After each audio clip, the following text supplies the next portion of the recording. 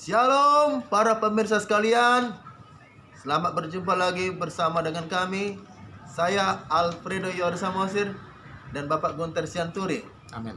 Dalam acara menggali firman Tuhan dengan tema sudah terlanjur. Shalom Bapak Sianturi. Shalom. Gini Pak, sesuai dengan tema firman Tuhan untuk ini, sudah terlanjur. Ada beberapa pertanyaan yang akan saya berikan kepada Bapak. Pertanyaan untuk pertama, apa maksudnya sudah terlanjur? Silakan penjelasan dari Bapak. Sudah terlanjur. Mari kita baca dulu Matius 6 ayat 33. Matius pasal 6 ayat 33. Firman Tuhan, tetapi carilah dahulu kerajaan Allah dan kebenarannya, maka semuanya itu akan ditambahkan kepadamu. Ada di sana istilah dahulu. Artinya didulukan, diutamakan. Itulah yang harus kamu miliki pertama.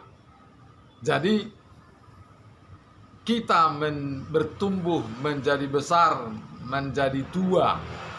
Maka maksud Tuhan adalah kita yang pertama itu memiliki hal-hal rohani, memiliki pengertian tentang kerajaan Allah. Ya, itulah yang Dia minta pertama kita miliki. ya. Barulah yang lainnya, yaitu yang berhubungan dengan kehidupan jasmani. Entahkah itu makan, entahkah itu minum, entahkah itu baju, entahkah itu alat transportasi, dan yang lain-lainnya, sekolah, ilmu pengetahuan, dan yang lain-lainnya. Nah, mengapa bisa kita sampaikan terlanjur? Karena kita secara umum terlahir dari orang Kristen yang juga tidak terlalu kuat pengetahuan tentang kekristenannya, sehingga kita sudah lama berjalan atau menjalani kehidupan hidup dalam hal-hal dunia ini yang berbau kehidupan duniawi. Kita sudah sekolah dari mulai SD sampai SMA, sampai fakultas, dan sudah menjadi pakar misalnya dalam bidang ilmu kedokteran. Tetapi kita pakar di sana, namun pengertian, pengetahuan yang kita miliki tentang kerajaan Allah masih sedikit. Kita sudah maju dalam usaha, kita sudah mengembangkan usaha, sudah ada perusahaan, sudah ada hotel, sudah ada perkebunan, sudah ada rumah dikontrakkan, sudah ada mobil disewakan, tapi pengetahuan tentang kerajaan Allah juga belum sempurna. Paling miss yang berhubungan dengan kehidupan yang akan datang, yang berhubungan dengan bagaimana kalau sudah meninggal, bagaimana kalau berakhir dari dunia ini. Karena secara umum kita lihat bahwa semua orang mati. Tentu pertanyaannya, bagaimanakah setelah mati? Nah, orang tidak pernah berpikir dalam tentang bagaimana setelah mati. Pada umumnya orang yang sibuk di dunia ini adalah mencari yang berhubungan dengan kehidupan jasmani. Padahal Tuhan menginginkan lebih dulu yang rohani, baru yang jasmani. Itulah kira-kira yang kita maksud, mengapa ada istilah terlanjur. Sudah terlanjur kaya, tapi tidak punya pengetahuan tentang kerajaan Allah. Masih minim. Itu kira-kira sama sekali. Terima kasih. Pertanyaan nomor 2, terlanjur. Apa masalahnya kalau tidak hidup di dalam kerajaan Tuhan, Ya. kerajaan surga? Kalau silakan. kita tidak memiliki pengetahuan, pemahaman yang benar tentang kerajaan Allah, maka apabila orang bertanya atau pengetahuan kita sedikit, maka kalau ditanya misalnya contohnya, kemanakah kau kalau nanti berakhir dari dunia ini? Maka jawaban-jawaban yang akan kita sampaikan atau orang sampaikan karena tidak punya pengertian yang pas, maka dia akan bilang, mana kita tahu itu? Ya belum tahu lah. Kemudian apa lagi? Ya tergantung yang kuasa lah. Kemudian apa lagi? Nantilah itu. Bahkan ada yang berkata, aneh kali itu ini.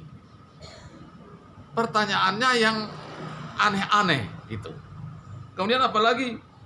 Nggak tahu kita itu entah ada neraka atau surga. Malah ada orang yang berpikir begitu.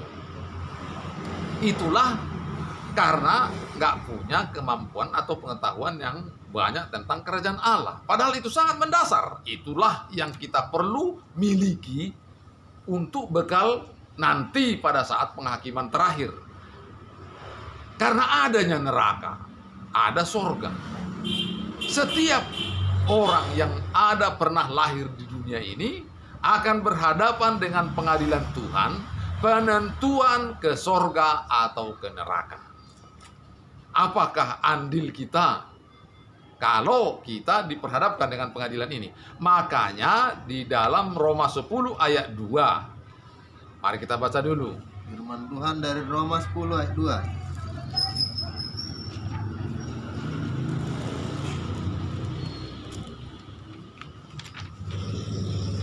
Sebab aku dapat memberi kesaksian tentang mereka, bahwa mereka sungguh-sungguh giat untuk Allah, tetapi tanpa pengertian yang benar.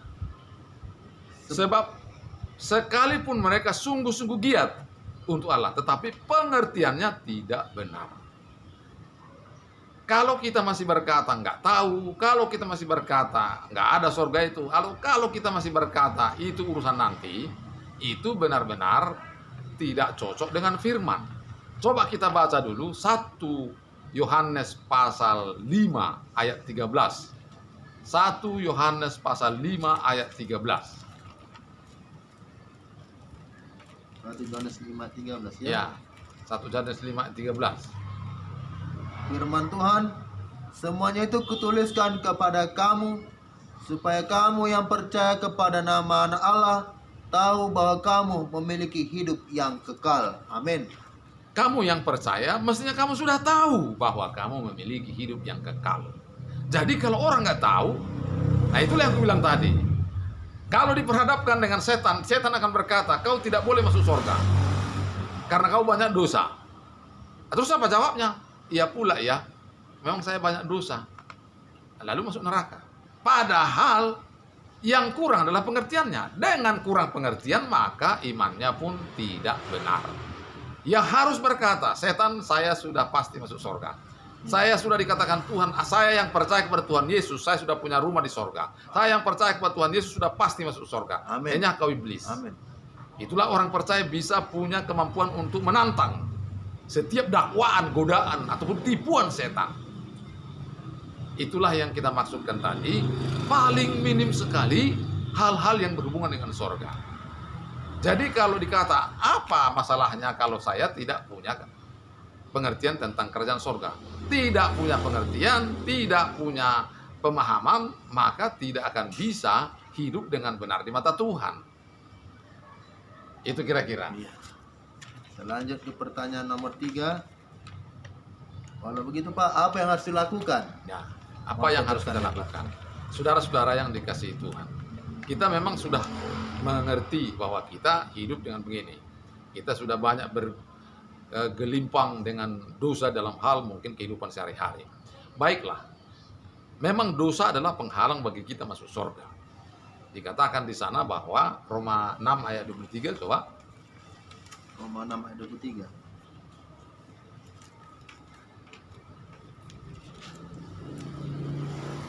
Roma 6 ayat 23 firman Tuhan, sebab upah dosa ialah maut, tetapi karunia Allah ialah hidup yang kekal dalam Kristus Yesus Tuhan kita. Upah Amin. dosa adalah maut.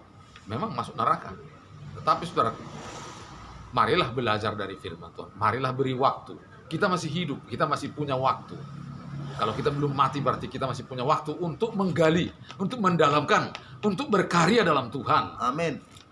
Kalau kita sudah sempat terlanjur dalam hal-hal duniawi, sudah sempat kita pakar di situ, waktu yang masih sisa ini kita gunakan lagi untuk menggali, untuk mendalamkan pengertian kita tentang kerajaan Allah yang berhubungan dengan hal-hal kerajaan Allah yang yang berhubungan dengan kekekalan, yaitu Iya. hidup yang kekal. Amin. Jadi apa yang harus kita lakukan? Ya menggali lagi, belajar.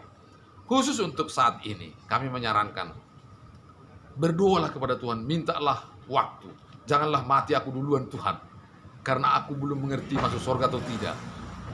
Berikanlah aku hidup supaya aku bisa belajar lagi. Dan kalau masih hidup, bukalah Alkitab, bacalah dari pasal ke pasal, pasal 1, pasal 2, khususnya perjanjian baru, khususnya kitab Yohanes.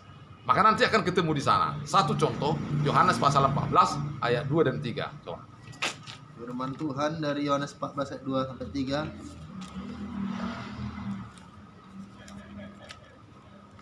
Di rumah Bapakku banyak tempat tinggal. Jika tidak demikian, tentu aku mengatakannya kepadamu. Sebab aku pergi ke situ untuk menyediakan tempat bagimu.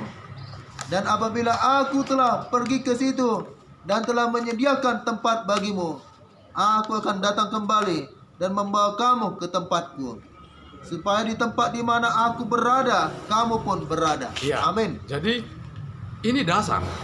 Kita masuk surga itu dibilang Tuhan bahwa kita sekarang sudah disediakan Tuhan rumah kita di surga. Amin.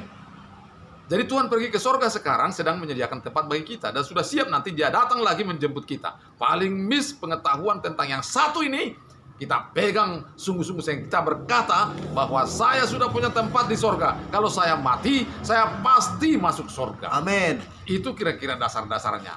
Saudaraku, kalau ada waktu seperti ini, nanti balik ke rumah, masuk kamar, berdoa, ya Tuhan Yesus, ampunilah segala dosaku.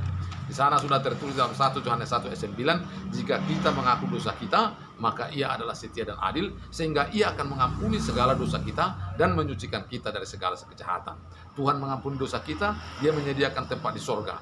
Maka setiap hari kita akan diberkati oleh Tuhan. Tuhan memberkati. Haleluya. Marilah saudara-saudara sekalian, datanglah kepada Tuhan Yesus sebagai jalan kebenaran dan kehidupan. Akhir kata kami akan berpisah. Selamat berjumpa untuk minggu depan. Shalom. Shalom. Tuhan Sampai Yesus Kristus jumpa. memberkati kita semua. Selamat Natal.